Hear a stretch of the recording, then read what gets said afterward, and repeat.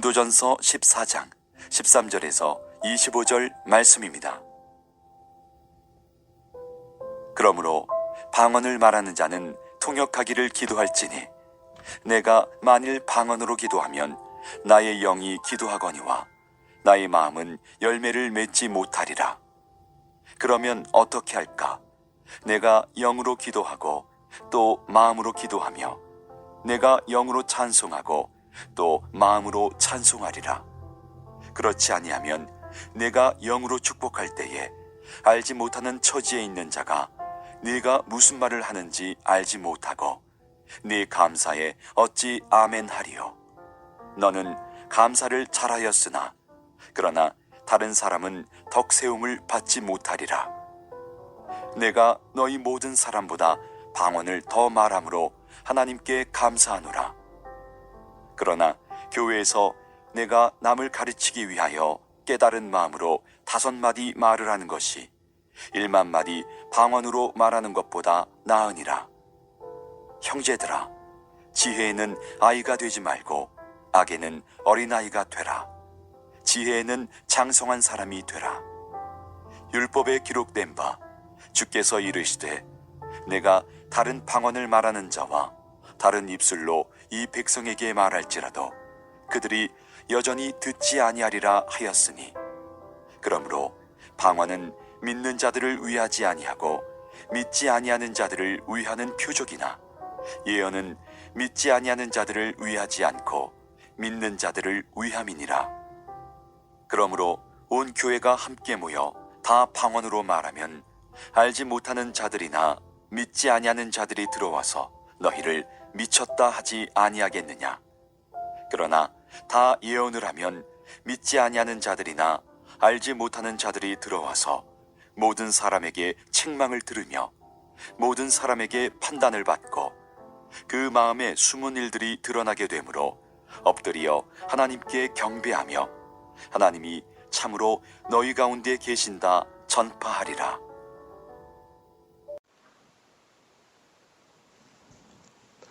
바울이 고린도전서 14장 12절에 이런 말씀을 하십니다.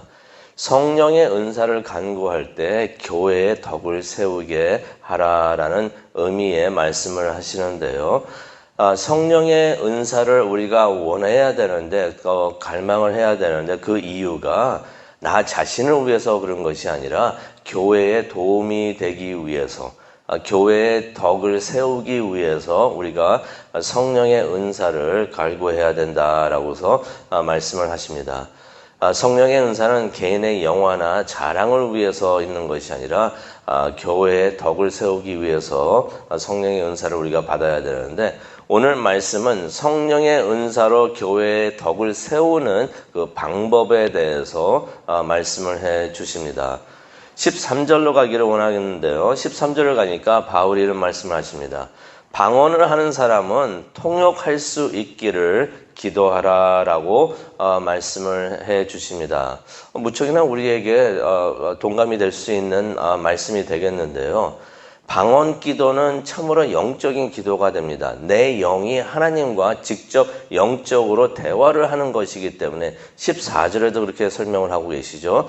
내 영이 하나님의 영과 성령과 직접적으로 영적인 신령한 대화를 하는 것이 방언의 기도이기 때문에 방언의 기도를 하는 것은 참 좋습니다. 그런데 그렇게 영적인 기도를 막 하고 있는데 그 기도의 내용을 알아들을 수 있다면은, 통역의 은사가 있어가지고 그 내용을 알아들을 수 있다면 얼마나 좋을까요? 가장 영적인 기도라고 할 수 있는 것을 알아들을 수 있으니 이것이 참 좋을 것 같습니다. 그래서 바울이 그런 말을 하죠. 방언의 은사를 받았으면은 통역하는 은사도 받을 수 있도록 간구하라라고서 말씀을 하는 것입니다. 그런데 방언 기도를 하는데 이 방언 기도를 자신이 하고 있고 또 남이 하고 있는데 은혜스러운 것 같습니다. 그런데 성령 충만함을 느끼기는 하는데 그 내용이, 방언의 기도의 내용이 무엇인지 우리가 깨달을지 못한다면 그것이 얼마나 아쉬울까라고도 생각을 해봅니다. 그래서 바울이 14절에 그런 말을 하죠. 그렇게 통역이 없이 방언 기도를 하고 그러면은 마음에는 마음은 열매를 맺지 못한다라고 깨닫지를 못하니까 그 내용을 알지를 못하니까 성령 충만하고 신령한 기도인 거는 느껴서 알겠는데 내용을 모르니까 마음은 열매를 맺지 못한다. 여기서 말하는 마음이라는 것은 이성을 말하는 것입니다. 깨닫지를 못하니까 그것이 무슨 내용인지 모르니까 열매를 맺지 못한다라고서 설명을 하시는 것입니다. 그래서 가장 좋은 것은 어떤 것인가? 15절에도 나오죠. 영적으로, 영으로 기도하고 또 마음으로도, 이성을 말합니다. 마음으로도 기도하는 것이 가장 좋다. 영만 기도하는 것이 아니라 우리가 이성적으로 깨달아가지고 같이 머리로도 기도를 하는 것이 좋다라고 말을 하십니다. 또 영으로 찬양을 하고 또 마음, 머리로도 찬양을 하는 것이 깨달으면서 찬양하는 것이 참 좋다라고서 15절에 말씀을 하고 계십니다. 그런데 방언과 통역의 은사를 가지고 함께 받아가지고 우리가 기도를 하고 사역하면 또 좋은 이유가 또 하나가 있습니다. 그것이 뭐냐면은 내가 방언으로 기도하는데 내가 또 통역의 은사도 받아가지고 내가 내 영이 기도하는 것을 성령과 기도하는 것을 우리가 알아들을 수 있으면 나에게도 참 좋을 수가 있지만은 또 어떤 좋은 이유가 있는가? 교회가 도움을 받을 수가 있다는 것입니다. 여기서 말하는 교회라는 것은 다른 성도님들을 말하죠. 교우님들이 도움을 받을 수가 있다는 것입니다. 예를 들어가지고 16절을 우리가 보기를 원하는데요. 만일 누가 방언으로 기도하고 막 축복을 막 하고 있습니다. 그 축복하는 기도를 하고 있는데 통역을 해주는 사람이 없어요. 통역을 해주는 사람이 없다고 한다면은 기도를 받는 사람이 도대체 무슨 내용의 기도를 하는지 알 수가 없습니다. 축복을 막 해주는 것 같고 막 좋은데, 그분이 그냥 방언으로만 기도를 하는 것이에요. 그러면은 그 내용이 무엇인지 도대체 무슨 말인지 알지 못한다라고서 16절에 말씀을 하십니다. 그렇게 알지 못하니까 아멘 하고 싶어도 무슨 내용인지 모르니까 아멘을 할 수 없다라고서 16절에 말씀을 하시는 것입니다. 아마 고린도 교회가 당시에 이런 일을 하는 사람들이 자주 있었던 것 같습니다. 자주 있었던 것 같은데 방언으로서 막 기도하고 이 방언 기도가 이제 혼자 있을 때 방언 기도하는 건 괜찮습니다. 좋고 그러는데 여러 사람들 다 모인 장소에서 누구를 위해서 기도를 하는데 그냥 방언으로 막 기도하고 그랬던 사람들이 많이 있었던 것 같아요. 축복 기도를 해주는데 그렇게 방언 기도를 막 했던 것 같습니다.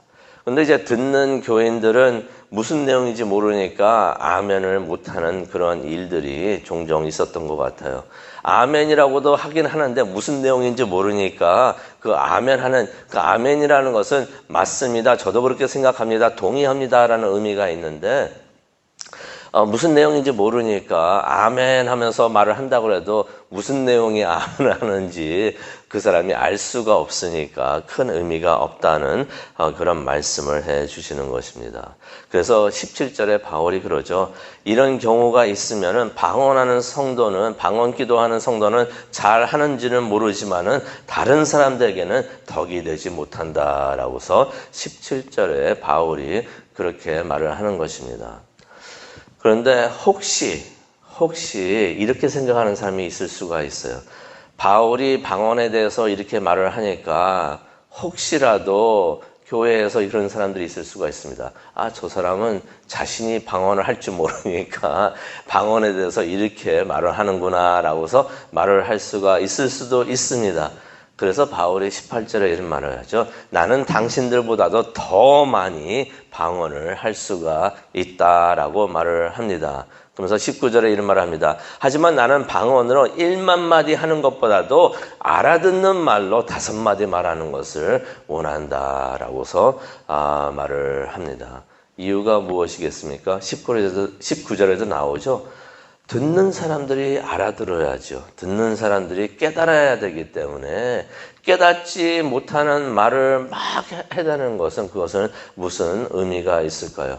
바울이 말한 것처럼 열매를 맺지 못하니까 아무런 의미가 없는 것입니다. 그래서 바울이 내가 방언 기도와 방언으로 말하는 것을 할 줄 몰라서 이런 말을 하는 것이 아니라 나는 당신들보다도 더 많이 할 수 있고 1만 마디 방언으로 말하는 것보다 5마디 그냥 알아들을 수 있는 말로 깨달을 수 있게 하는 것이 더 좋다라고서 말을 하는 것입니다. 19절에도 나오지만은 바울이 교회에 와가지고 성경 공부를 인도하거나 아니면 설교를 하는데 몇 시간 동안 그냥 방언만 하면은 무슨 의미가 있겠습니까? 아무리 그 설교가 성령 충만한 설교가 된다고 하더라도 사람들이 알아들어야 하기 때문에 바울이 그런 말을 하는 것입니다. 그러니 그 성경 공부나 우리 사역이나 설교나 우리가 가만히 생각해 보면은 그런 것 같습니다. 멋있는 말로서 가르치고 뭐 하는 것보다도 사람들이 듣고 깨달을 수 있는 말, 쉬운 말, 그런 식으로 우리가 하는 것이 참 좋은 사역이구나 하는 것을 깨닫고 또 그런 것을 우리가 참 중요하게 생각을 해야 될 것 같습니다. 무엇보다도 중요한 것은 듣는 사람, 또 모든 사람들이 알아듣고 깨닫고 또 그것에 그 말씀대로 살 수 있도록 사역을 하는 것이 참 좋겠구나. 바울이 그것을 강조를 하고 있는 것입니다.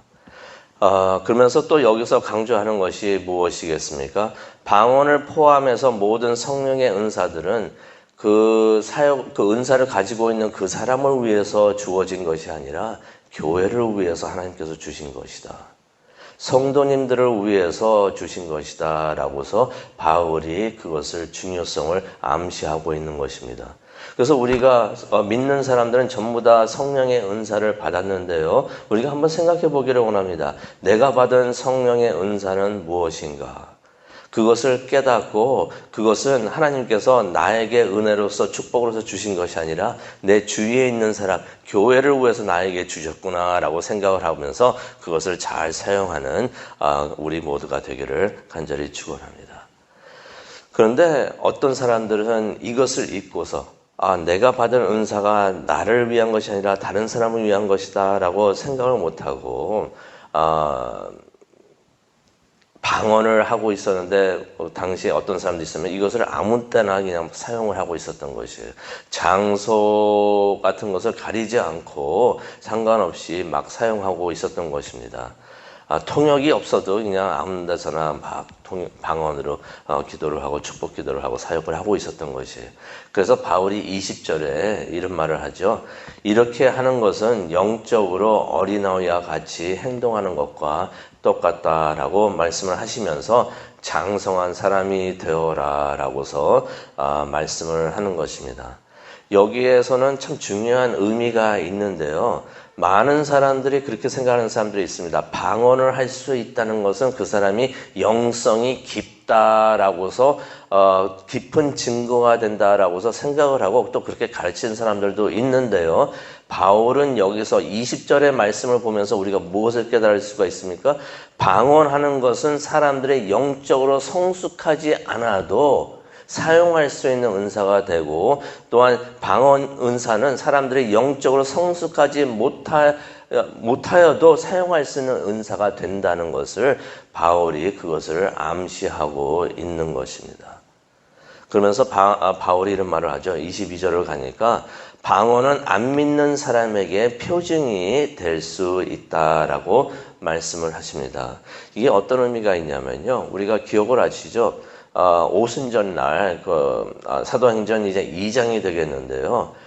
성령이 임하셔가지고 제자들이 이제 방언을 막 하게 되었는데 그 오순절 날 그 성전에 모였던 예루살렘에 모였던 많은 사람들이 제자들이 그렇게 방언하는 걸 보면서 무척이나 놀랐습니다.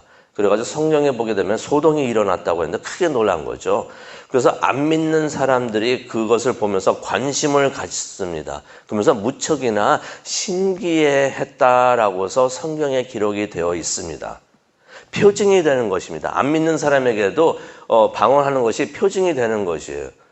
외국에서 온 사람들이 우리나라 말로 우리 언어로 기도를 하네 저 사람들이 하면서 그것을 놀라게 생각을 하고 신기해 생각할 수가 있는데 거기까지라는 것입니다. 기억을 하시죠? 사도행전 2장 13절을 보면은 거기에 있던 사람들이 무엇이라고 말을 하냐면은 신기해하면서도 제자들이 대낮에 술에 취했다라고서 생각을 했다라고만 있는 것입니다. 23절에도 바울이 이야기를 하죠. 비슷한 예로서 안 믿는 사람들이 교회에 들어와가지고 예배에 참석을 했는데 거기에 있던 교인들이 전부 다 방언을 하면서 막 있다고 한다면은 안 믿는 사람들은 들어왔다가 곧 나가면서 사람들이 미쳤다 할 것이라고 바울이 그런 말을 23절에 하고 있습니다. 그런데 반대로 예언의 은사는 어떠합니까? 예언의 은사는 22절에도 말씀을 하고 계시지만은 믿는 사람들을 위한 것이다 라고서 말씀을 하고 있습니다. 무슨 말이냐면요. 24절에도 나오지만은 모든 사람들이 예언의 말씀을 들을 때 그것을 깨닫고 그것도 하나님 앞에서 회개할 수 있기 때문에 예언의 은사는 믿는 사람들을, 믿는 신자들을 위한 것이다 라고서 말씀을 해 주시는 것입니다. 사도행전 2장으로 다시 한번 들어가기를 원하는데요. 실제로 그런 일이 오순절 날 일어났습니다. 사람들이 제자들이 막 방언을 하고 있는 것을 보니까 신기해하면서 이게 무슨 일인가 하면서 관심을 많이 가졌습니다. 하지만 그 사람들이 관심을 가졌지만 나중에는 그 사람들이 나중에 회개하면서 내가 이제는 어떻게 하면은 믿을 수가 있습니까? 내가 이제는 어떻게 해야 됩니까? 하면서 사람들이 막 교회로 들어오면서 이제 하나님을 따르겠다고 막 결심을 하고 그랬는데 그 사람들이 무엇을 듣고서 무엇을 본 후에 그런 일이 있었는가? 방언하는 것을 본 후에 그랬던 것이 아니라 잘 기억을 하시죠? 베드로가 그들이 알아들을 수 있도록 설교를 한 후에 그들이 설교를 듣고서 깨달은 다음에 베드로에게 와가지고 내가 이제부터 하나님을 믿겠습니다 라고서 회개하면서 그런 회개 운동이 일어나고 또 믿는 사람들이 됐던 것을 우리가 기억을 합니다. 방언할 때 그런 것이 이루어졌던 게 아니라 깨달음이 없으니까 그런 것이 이루어졌던 게 아니라 예언을 하면서 설교를 해주니까 하나님의 말씀을 선포를 하고 사람들이 그것을 깨달으니까 사람들이 회개하고 또 하나님의 임재하심을 25절에 보니까 이곳에 하나님이 있습니다 계십니다 하면서 엎드려서 하나님을 경배하고 하나님의 임재하심을 고백했다라는 말씀이 25절에 나오는 것입니다. 그래서 바울이 이야기를 합니다. 방언의 은사도 좋지만은 방언의 은사를 잘 사용하려면 통역의 은사를 받아야 되고 이보다도 더 좋은 것은 예언의 은사다라고서 말씀을 해 주시는 것입니다. 오늘 이 말씀을 생각을 하면서 우리가 기도하는 시간을 갖기를 원하는데요. 기도하면서 우리가 이런 기도를 했으면 좋겠습니다. 우리 모두가 성령의 은사를 다 받았는데 더욱더 많은 성령의 은사 또 더욱더 도움이 되는 성령의 은사를 우리가 갈망하고 간구했으면 좋겠습니다. 그래서 우리가 기도하기를 원합니다. 하나님, 오늘 이 아침에 성령의 은사를 나에게 부어 주시옵소서. 내가 사용할 수 있는 은사를 주시옵소서라고 우리가 기도하기를 원하는데요. 근데 그 성령의 은사, 나를 위한 성령의 은사가 아니라 교회를 위한 성령의 은사를 우리가 간구하기를 원합니다. 하나님, 우리 교회에 필요한, 우리 교우님들에게 필요한, 내가 그들을 위해서, 교회를 위해서 사용할 수 있는 성령의 은사를 나에게 주시옵소서. 그래서 교회의 덕을 세우는 나 자신이 될 수 있도록 하나님 은혜 내려 주시옵소서라고 기도를 하고 또 받은 은사를 교회를 위해서 또 교우님들을 위해서 사용하는 우리 모두가 되기를 간절히 축원합니다. 우리 다 함께 기도하시겠습니다. 사랑과는 충만하신 하나님 아버지, 오늘 이 아침 다시 한번 성령의 은사에 대해서 설명을 해주시니 정말로 감사합니다. 우리에게 많은 은사를 부어 주시옵소서. 방언의 은사, 통역의 은사, 예언의 은사, 또 다른 많은 은사들도 많이 있는데 하나님께서 보시기에 가장 좋으신 또 우리가 교회를 위해서 다른 성도님들을 위해서 사용할 수 있는 좋은 은사 하나님 우리에게 부어주실 줄로 믿습니다. 그래서 서로를 위해서 서로를 섬기면서 우리가 교회를 세워가는, 교회의 덕을 세우는 우리 모두가 될 수 있도록 하나님 은혜 내려 주시옵소서. 감사합니다. 예수님의 이름으로 기도합니다.